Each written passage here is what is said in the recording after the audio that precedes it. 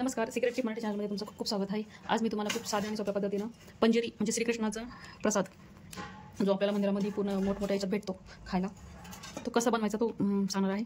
जिथे जेव्हा कुठं आपण जातो ना तेव्हा हा प्रसाद घेऊन जायचा असतो सोबत, तर तो कसा बनवायचा याची स्टेप मी तुम्हाला सांगणार आहे.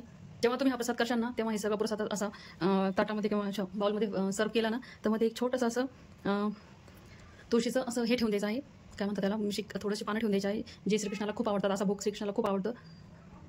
तर नक्की करून बघा तुम्ही अशा पद्धतीची रेसिपी. आणि तुम्हाला माझ्या चॅनलच्या रेसिपी जर आवडले तर माझ्या रेसिपीला लाईक आणि सबस्क्राईब जरूर करा. आणि श्रीकृष्ण जन्माष्टमीला मला अपेक्षा आहे की तुम्ही नक्कीच हा प्रसाद करून बघणार आहेत आणि मला कमेंट करून नक्की सांगा की हा तुमचा प्रसाद कसा झालेला आहे. आणि तुम्हाला माझ्या चॅनलच्या रेसिपी जर आवडल्या तर माझ्या चॅनलला लाईक सबस्क्राईब जरूर करा आणि इतरांना शेअर देखील करा. तो नमस्कार. सिक्रेट टिप मराठी चॅनलमध्ये तुमचं खूप खूप स्वागत आहे. आज मी तुम्हाला श्रीकृष्ण जन्माष्टमीसाठी पंजेरीचा प्रसाद कसं करायचा ते सांगणार आहे. ते पण अगदी सोप्या पद्धतीने आणि घरच्या साहित्यामध्ये, जास्त काही लागणार नाही खर्च वगैरे, खूप शॉर्टली आणि खूप कमी वेळात आणि कमी साहित्यामध्ये आपण बनवू शकणार आहोत. तर हा श्रीकृष्ण जन्माष्टमीचा प्रसाद आपण कसं बनवायचं ते बघणार आहोत. आता सर्वप्रथम मी एक कढई ठेवलेली आहे शेगडीवर. आता ती कढई चांगली तापलेली आहे. त्याच्यावर आपण टाकूया ते आपण ड्रायफ्रूट्स टाकूया. थोडं फ्राय करून घ्यायचं आहे आपल्याला. जास्त नाही, एक चव किंचित अशी बदलली पाहिजे, दुसरं काही नाही. ज्या त्या पदार्थाला वेगळा वेळ लागतो ना, म्हणून हे सेपरेटच करून घ्यायचं आहे. सर्वप्रथम आपण बदाम घेतलेला आहे. जवळपास 50 ग्राम बदाम आहेत. हे असं खायला पण खूप छान लागतो. प्रसाद घरी खायला पण खूप पौष्टिक असतो. याच्यात कॅल्शियम, हाडे मजबूत करण्यासाठी, इम्युनिटी पॉवर वाढवण्यासाठी पण खूप मजबूत असतं. तर तुम्ही घरीही खाऊ शकता. त्यासाठी एक्स्ट्रा केलं तर काही हरकत नाही. त्यानंतर काजू टाकत आहे मी. काजूसुद्धा मी 50 ग्राम घेतलेले आहेत. ते पण आपल्याला असे थोडेसे भाजून घ्यायचे आहेत. थोडंसं फ्राय करून घेतलं तर ते खूप छान आणि खूप चवदार लागतं. त्यामुळे थोडेसे असे किंचित फ्राय करून घ्यायचे आहेत. जर असं लालसर रंग आला तर खूप छान चव येते त्याला. श्रीकृष्ण जन्माष्टमीला सगळ्या अशा वेगळ्या प्रकारचा प्रसाद करतात. ज्याला जसं शक्य येते तसं प्रसाद करतो त्याचा. आणि थोडेसे असे किसमिस घेतलेत आहे मी, ते पण टाकून देऊया. तुम्हाला हवा असेल तुम्ही एक्स्ट्रा टाकू शकता. सगळ्याच्या थोडं तुपात फ्राय केल्याने चव एकदम छान लागते. खूप छान चवदार लागतो हा प्रसाद. आणि जेव्हा प्रसाद जर करायला घेतला तर कोणताही प्रसाद असा खूपच छान होतो, खूपच चवदार लागतो तो. त्याला एक वेगळी अशी ऑथेंटिक चव येते. त्याच्यामुळं प्रसाद केलाच पाहिजे, करूनच घेतला पाहिजे. त्यानंतर मी जवळपास 50 ग्राम असे मखाने घेतलेले आहेत. त्याला आपण ड्राय रोस्ट करून घ्यायचे आहेत. हे असे चिमल्यासारखे होतात ना, असे दबत नाहीत. जेव्हा आपण फ्राय करतो का तेव्हा खूप छान असे कुरकुरीत आणि छान लागतात. आणि याच्यामध्ये कॅल्शियमचं प्रमाण जास्त असल्यामुळे हे थोडे एक्स्ट्रा घेतले तरी काही हरकत नाही आहे. आता याला बंद शेगडीवरच थोडेसे फ्राय होऊ द्यायचे आहेत, जेणेकरून त्याचं ते सादळलेलं सगळं हे चालले जाईल आणि व्यवस्थित होतील. ते मस्तपैकी फ्राय झालेलं आहे. ते पण असे कटकट बांधता येईल. तर थोडीशी सावळी टाकून देत आहे मी. तुमच्याकडे असेल तर टाका, नसेल तर स्किप करू शकता. ही पण खूप छान चव मारते. थोडीशी अशी ड्राय रोस्ट करायची आहे, जेणेकरून एक छानसा खमंग येतो, तिला खमंगपणा येतो मस्त. त्यानंतर 20 ग्राम असे मी धने घेतलेले आहेत. या प्रसादामध्ये धन्यांची खूप महत्त्व आहे, कारण श्रीकृष्णाला धनेच खूप आवडतात.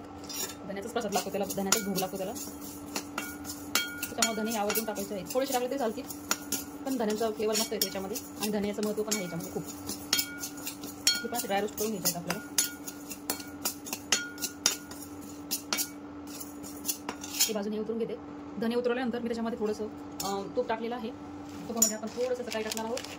डिंक, खायचा जो डिंक असतो ना तो टाकणार आहोत. चांगल्या क्वालिटीचा कोणताही डिंक, एक 10 ग्राम जवळपास टाकून द्यायचा आहे. चव खूप छान लागते ना. त्याला पण थोडंसं असं आपण त्याच्यामध्ये भाजून घेऊया. कढईमध्ये मी तुपाची कढई असल्यामुळे त्याच्यामध्ये थोडंसं एक कप भरून मी असं नारळाचं किस घेतलेलं आहे, खोबऱ्याचं किस. त्याला पण आपण थोडंसं ड्राय रोस्ट करून घेणार आहोत. तसं टाकलं असतं ते इतकी छान चव नसती आली तुम्ही, खमंगपणा. थोडंसं असं सुगंध यायला लागला की उतरून ठेवून द्यायचं. हे पण भाजून हे उतरून ठेवून देते मी. थोडंसं असं वाईटच ठेवायचं आहे, जास्त लाल नाही होऊ द्यायचं आहे खोबरं. तर पाहू शकता तुम्ही आपले सगळे इन्ग्रेडियंट्स थंड होत आहे. याच्यात पण आहेत कढईमध्ये. आता हे सगळे थंड होऊ द्यायचे आहे. थोडेसे असे बाजूला काढून घ्यायचे आहेत आणि बाकीचे सगळे असे मिक्सरमध्ये जाडसर काढून घ्यायचे आहेत. आता मी सगळं एकदम मिक्सरमध्ये जाडसर काढून दाखवते तुम्हाला. हे पहा, तर आपण हे मखाना, डिंक आणि याच्यामध्ये थोडीशी मी अशी इलायची टाकलेली होती, हे पण टाकून घ्यायचं आहे. त्यानंतर आपण जे खोबरं थोडंसं रोस्ट केलेलं होतं ते पण याच्यात टाकून घेणार आहोत आपण. त्यानंतर याच्यामध्ये आपण थोडीशी खसखस आणि थोडीशी हे काय म्हणतात चारोळी, हे पण याच्यात मिक्स करून घेतलेली आहे. आता स्वीटसाठी आपल्याला थोडीशी साखर पण टाकायची आहे याच्यामध्ये. तुम्हाला हवं असलं तुम्ही एक ती दगडी साखरही टाकू शकता किंवा आपली घरची साखर आहे ती पण टाकू शकता. याला जवळपास अर्धा कप साखर लागेल. ती मिक्सरमध्ये काढते मी, एकदा बारीक करते. पिठी साखर तुम्ही तुमच्या आवश्यकतेनुसार टाका, जशी तुम्ही गोड खाऊ शकता त्या हिशोबानं. अर्धा कप बस होईल, अर्धा कपच्या वर एक्स्ट्रा नका टाकू, जास्त गोड होऊन जाईल. त्याच्यामध्ये मी इलायची पावडर टाकलेलीच होती याच्यासोबत, डिंकासोबत. आता आपण मी जे आहे ते ही धने पावडर टाकत आहे. धने पावडर तुम्हाला जसं तुम्ही खाऊ शकता तसं टाकायचं आहे. मी इतकं टाकून देत आहे. एक 10 ग्राम जवळपास घेतलेलं होतं धने. आता हे सगळं छानपैकी मिक्स करून घ्यायचं आहे. तर थोडंसं असं मिरेपूड टाकायचं आहे, थोडंसं जास्त थंड थंड नको लागायला. तर तुम्ही नक्की करून बघा अशा पद्धतीची रेसिपी. आता थोडंसं जास्त सुकं लागतं ना, ते आपण काय करायचं, थोडंसं त्याच्यामध्ये तूप टाकून द्यायचं आहे. मेल्टेड तूप आहे, मी 1-2-4 चम्मच घेतलेला आहे, ते टाकून द्यायचं. याच्यात तुम्ही टाकू शकता आणि इच्छा नसेल तर तुम्ही स्किपही करू शकता. ते थोडासा ओलावा येईल त्याच्यामध्ये आणि छान लागेल चवीला पण. तुम्ही देखील नक्की करून बघा अशा पद्धतीची रेसिपी. आणि तुम्हाला माझ्या चॅनलच्या रेसिपी जर आवडत असेल तर माझ्या चॅनलला लाईक आणि सबस्क्राईब जरूर करा, इतरांना शेअर देखील करा. त्यानंतर आपण जे मखाने ते बाजूला काढून ठेवलेले होते ते असे वरतून थोडेसे गार्निश करण्यासाठी प्रसादावर खूप छान दिसतात, ते असं करण्यासाठी काढलेले होते ते पण टाकून देऊ आपण आणि मस्तपैकी मिक्स करून घेऊया. आता मी तुम्हाला सर्व करून आपण जे ड्रायफ्रूट काढून ठेवलेले होते ना, तर ते मी याच्यावरती टाकून दिले असे गार्निशसाठी. हे जेव्हा आपण देवाला प्रसाद म्हणून घेऊन जातो ना, तेव्हा खूप छान दिसतात ते तुम्ही अशा पद्धतीने वरतून टाकून घ्यायची आहे. तर तुम्ही देखील नक्की करून बघा अशा पद्धतीची रेसिपी, अशा प्रकारचा प्रसाद. तुम्हाला माझ्या चॅनलच्या रेसिपी जर आवडत असतील माझ्या चॅनलला लाईक आणि सबस्क्राईब जरूर करा, मित्रांना शेअर देखील करा. तोपर्यंत पुढील रेसिपीसाठी टाटा, बाय बाय.